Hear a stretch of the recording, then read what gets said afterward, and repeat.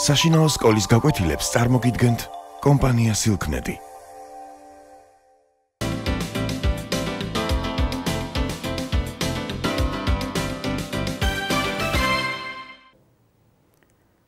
მოგესალმებით.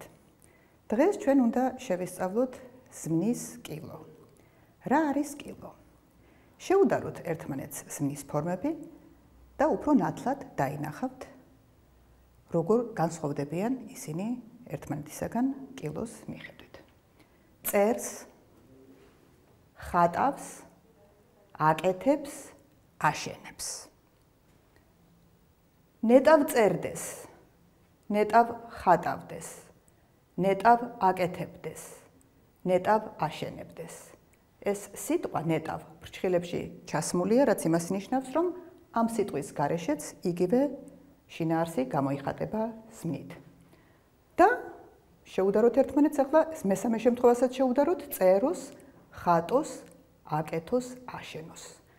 როგორც ხედავთ, პირველ შემთხვევაში წერს, ხატავს, აკეთებს, აშენებს, ზმნით გამოხატულია ნამდვილი მოქმედება, რომელიც ნამდვილად ხდება, ნამდვილი ფაქტი. მეორე შემთხვევაში ნეტავ წერდეს, ხატავდეს, აკეთებდეს, აშენებდეს, ზმნით გამოხატულია მოქმედება, რომელიც სასურველია, რომ შესრულდეს. ხოლო მესამე შემთხვევაში ჩანს ბრძანება. წეროს, ხატოს, აკეთოს, აშენოს.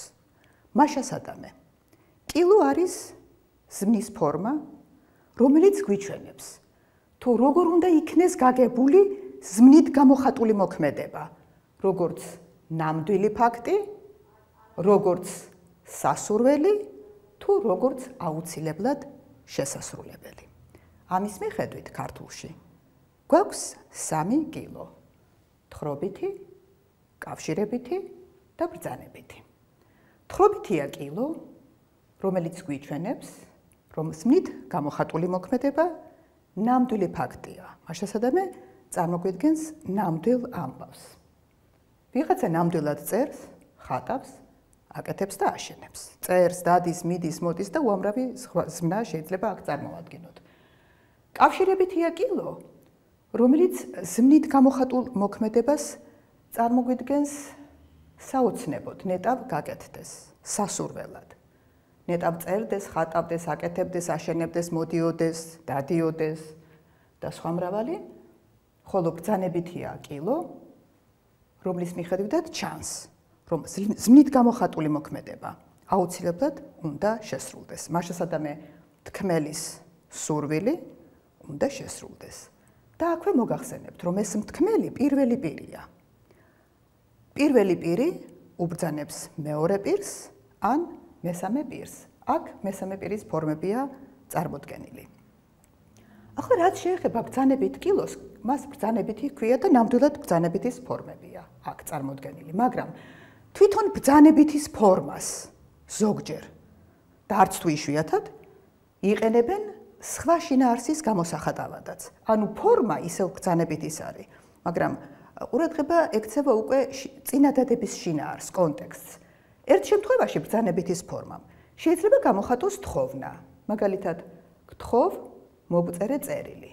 აი თუ ასე ვიტყოდით, მოგწერე, სასწრაფოდ მოგწერე წერილი. ეს იქნებოდა უკვე ბრძანება, მაგრამ ფორმა იქნებოდა იგივე, მოგწერე. ბრძანებითის ფორმით შეიძლება გამოიხატოს დალოცვაც, მაგალითად, ღმერთმა დაგლოცოს, გაგახაროს. და შეიძლება გამოხატული იქნეს აგრეთვე დარიგებაც, არ უღალატო ვთქვათ მეგობარს და სხვა მრავალი. ახლა რაც შეეხება თვითონ ბრძანებითს. მას შეიძლება ჰქონდეს ორი ტიპი. ერთია წართქმითი და მეორე უკუთქმითი. წართქმითი ბრძანებითი გვიჩვენებს, რომ ზმნით გამოხატული მოქმედება აუცილებლად უნდა შესრულდეს. ამ შემთხვევაში, ანუ პირველი პირი არის, ვინც ბრძანებს აი მოქმედების შესრულებას, ხოლო შემსრულებელი შეიძლება იყოს, როგორც მოგახსენეთ, მეორე. წერე შენ, წერეთ თქვენ. ხატე შენ, ხატეთ თქვენ. აშენე შენ, აშენეთ თქვენ. წეროს მან, წერონ მათ. ხატოს მან, ხატონ მათ. აშენოს მან, მათ აშენონ და სხვა. ეს უკვე მესამე პირი. მაგრამ ზოგჯერ შეიძლება მოწოდების შინაარსის გამოხატვით პირველმა პირმა თავის თავსაც მოუწოდოს ერთგვარი ბრძანება შეიძლება ამას დავარქვათ. აი მოდი ვაშენოთ, ვაკეთოთ, წეროთ. აქ უკვე პირველი პირის ფორმებია წარმოდგენილი. ხოლო უკუთქმითია ბრძანებითი, რომელიც კრძალავს ზმნით გამოხატული მოქმედების შესრულებას არ და ნუ ნაწილაკებით. ნუ წერ, ნუ ხატავ, ნუ აშენებ, არ წერო, არ ხატო, არ აშენო. დროის მიხედვით უკუთქმითი ბრძანებითი შეიძლება იყოს როგორც ახლანდელი, ნუ წერ, ასევე მომავალი, ანუ ყოფადი, არ დაწერო.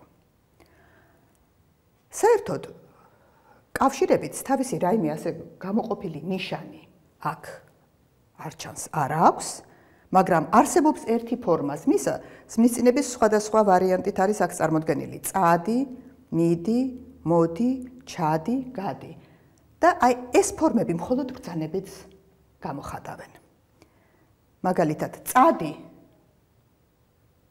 ბრძანებაა, მაგრამ როდესაც ვამბობთ ჩვენ, როდის წადი სოფელში? აი ამ მნიშვნელობით როდის წახვედი? ეს უკვე შეცდომაა. ვიმეორებ, წადი მხოლოდ ბრძანებითის ფორმით გამოიყენება. ასევეა მიდი. მიდი გაიგე, რა ხდება? რა თქმა უნდა სწორია, მაგრამ როდის მიდი შენ იქ? შეცდომაა. უნდა ვთქვათ, როდის მიხვედი. მას შესაბამე, აი ეს მართლწერის წესი, ეს უნდა დავიმახსოვროთ კილოს ფორმებთან დაკავშირებით. კიდევ ერთხელ ვიმეორებ, კილო არის ზმნის ფორმა, რომელიც გამოხატავს ზმნით გამოხატული მოქმედების შინაარსს, ანუ როგორ უნდა გავიგოთ ჩვენ, როგორც ნამდვილი ფაქტი, როგორც სასურველი, საოცნებო, თუ როგორც აუცილებლად შესასრულებელი. და სწორედ ამის მიხედვით გვაქვს 3 კილო ქართულში. ეს იყო სულ, მადლობთ.